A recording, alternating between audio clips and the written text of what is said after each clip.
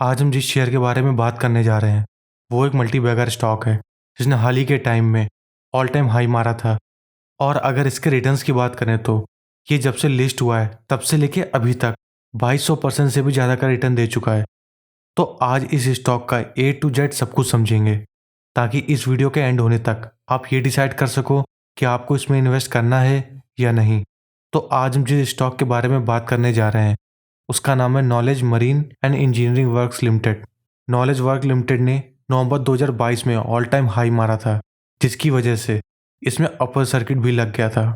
तो आगे बढ़ने से पहले हम ये समझते हैं कि कंपनी करती क्या है, लेकिन उससे पहले चैनल को सब्सक्राइब करना मत भूलना। So let's start.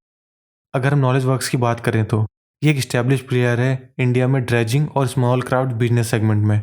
ड्रेजिंग को अगर हम आसान भाषा में समझें तो ये लेक्स हार्बर्स के बॉटम से डेब्रिस यानी मलबा निकालते हैं।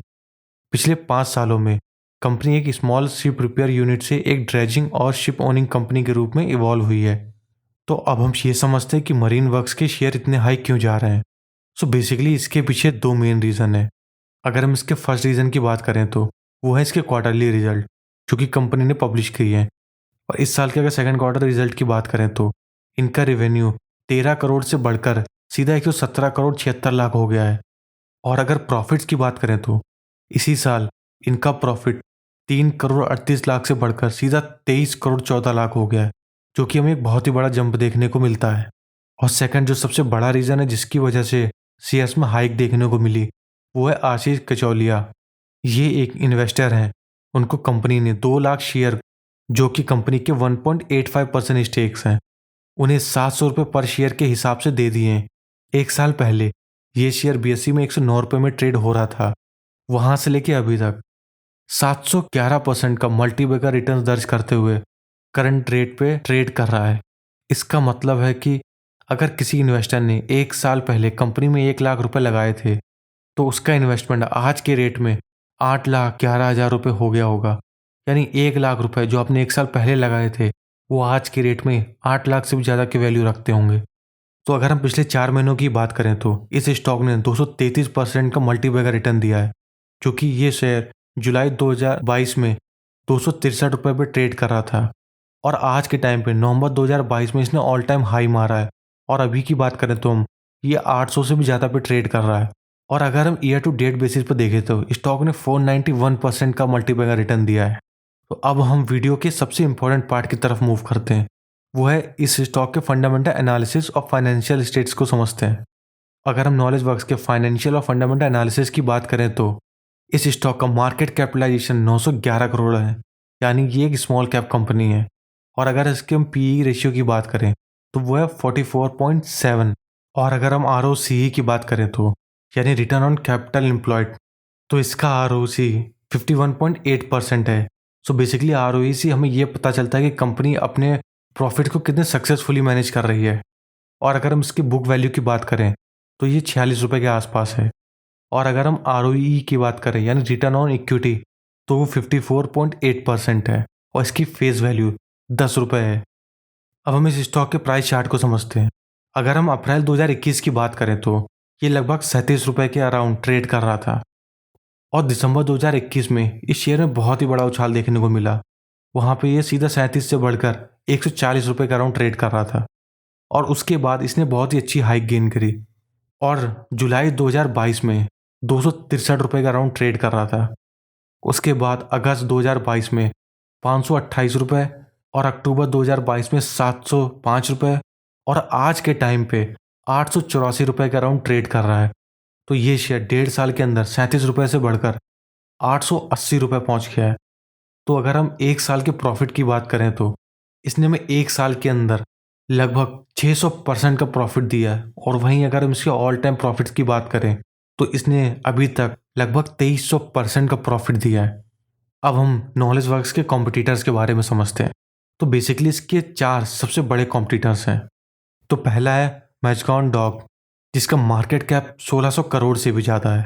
दूसरा है कोचिंग शिपयार्ड जिसका मार्केट कैपिटलाइजेशन 8700 करोड़ के आसपास है। उसके बाद है गार्डन रिसर्च शिपयार्ड जिसका मार्केट कैप 5500 करोड़ से भी ज़्यादा है। फिर है नॉलेज मरीन जिसका मार्केट कैप 916 करोड़ है। तो अगर मार्केट कैपिटलाइजेशन के हिसाब से देखें तो ये शिप बिल्डिंग सेक्टर में फोर्थ सबसे बड़ा प्लेयर है। अब हम इसके कुछ रिजल्ट्स की बात करते हैं। अगर हम इसके हाफ ईयरली रिजल्ट्स देखें तो इसकी सेल्स में ना बहुत बड़ी ग्रोथ देखने को मिली है। मार्च 2021 में इस कंपनी ने 16 करोड़ की सेल करी थी और वहीं सितंबर 2022 में वो सेल बढ़ के सीधा 123 करोड़ की हो गई। और अगर हम एक्सपेंसेस की बात करें तो ये एक्सपेंसेस मार्च 2021 में 10 करोड़ के थे, तो सीधी सी बात है जब सेल्स बढ़े तो ये एक्सपेंसेस भी बढ़ के 88 करोड़ रुपए हो गए। और इसके ऑपरेटिंग प्रॉफिट 2021 में 7 करोड़ थे, उसके बाद सितंबर 2022 में बढ़ के सीधा 35 करोड़ हो गए। और अगर हम नेट प्रॉफिट की बात करें तो ये नेट प्रॉफिट मार्च 2021 में 4 करोड़ था और सितंबर 2022 में सीधा 24 करोड़ हो गया। यहाँ पे हमें 6 गुना का नेट प्रॉफिट देखने को मिलता है। और अगर इसके हम कंपाउंडेड सेल्स ग्रोथ की बात करें तो पिछले 3 साल में ये 79% रहा है। और अगर हम कंपाउंडेड प्रॉफिट ग्रोथ की बात करें तो पिछले 3 साल में ये 120% के आसपास रहा है। और अगर हम स्टॉक प्राइस CAGR की बात करें तो इस स्टॉक प्राइस ने पिछले 1 साल में 650% का CAGR दिया है। और इसके ROE की बात करें यानी रिटर्न ऑन इक्विटी, इसने 3 साल पहले जो कि 49% था वहीं लास्ट ईयर 55% था। तो इसके नंबर्स तो बहुत अच्छे देखने को मिलते हैं हमें। तो अब हम कंपनी की बैलेंस शीट को समझते हैं। इससे हमें ये पता चल जाएगा कि कंपनी फाइनेंशियली कितनी स्ट्रांग है। अगर हम शेयर कैपिटल की बात करें तो मार्च 2019 में ये 2 करोड़ थे और मार्च 2022 में ये बढ़ के 10 करोड़ हो गए।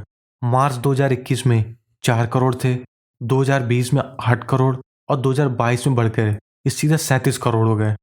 और अगर हम कंपनी की बोरोइंग की बात करें तो मार्च 2019 में 11 करोड़, मार्च 2021 में 17 करोड़ और 2022 में 26 करोड़ के आसपास थी। अगर हम कंपनी के टोटल लाइबिलिटीज़ की बात करें तो इसकी लाइबिलिटीज़ 2019 में 30 करोड़ थी, वहीं मार्च 2022 में बढ़कर ये 94 करोड़ के अराउंड हो गई है। इसकी अगर हम एसेट्स की बात करें तो मार्च 2019 में इसके एसेट्स 30 करोड़ के अराउंड थे, वही बढ़कर मार्च 2022 में 94 करोड़ हो गए हैं। अब हम इस स्टॉक के शेयर होल्डिंग पैटर्न्स को देखते हैं, जिससे हमें यह समझ में आएगा ये स्टॉक कितना ज़्यादा डाइवर्सिफाइड है shareholders point of view से। सो बेसिकली अगर हम इसके 100% स्टॉक्स की बात करें तो इसमें 72.30% स्टॉक्स वो इसके प्रोमोटर्स के पास हैं, जो कि बहुत बड़ा नंबर है। और पब्लिक के पास केवल 27.61% है। तो इससे एक चीज़ तो समझ में आती है कि इसके प्रोमोटर्स को बहुत ज़्यादा भरोसा है इस कंपनी पे। अब हम इस कंपनी के कुछ प्रोस और कॉन समझते हैं। अगर हम इसके प्रोस की बात करें तो इसमें कोई डाउट नहीं कि कंपनी ने बहुत ही अच्छा रिटर्न ऑन इक्विटी ROE दिया है। पिछले 3 साल के अगर हम इसके ROE की बात करें तो 49% से भी ज़्यादा है। वहीं कंपनी में कुछ नेगेटिव पॉइंट्स भी हैं, और वो ये हैं कि ये स्टॉक बुक वैल्यू से 19 टाइम्स ज़्यादा ट्रेड हो रहा है। और दूसरी तरफ कंपनी हर साल काफ़ी अच्छा प्रॉफिट बना रही है, उसके बाद भी डिविडेंड पे नहीं कर रही है। तो अगर आप डिविडेंड के लिए स्टॉक्स लेते हो तो ये आपके लिए अच्छा ऑप्शन नहीं है। और थर्ड, प्रोमोटर्स होल्डिंग की अगर हम बात करें, लास्ट क्वार्टर के कंपैरिजन में 0.97% का उसमें डिक्लाइन देखने को मिला है। अगर हम कंक्लूजन की बात करें तो ये स्टॉक प्रॉफिट तो बहुत बनाया है पिछले खास करके 3 साल के अंदर, बट ये एक स्मॉल कैप स्टॉक है। और दूसरी चीज़, ये स्टॉक 19 टाइम्स ट्रेड हो रहा है अपने बुक वैल्यू से। तो आज की वीडियो में हमने इस स्टॉक का A to Z सबको डिस्कस कर लिया। तो अब आप ये डिसाइड कर सकते हो आपको इस स्टॉक में इन्वेस्ट करना है या नहीं। तो आज की वीडियो में बस इतना ही। Keep investing in your assets and keep investing in yourself. Thank you for watching.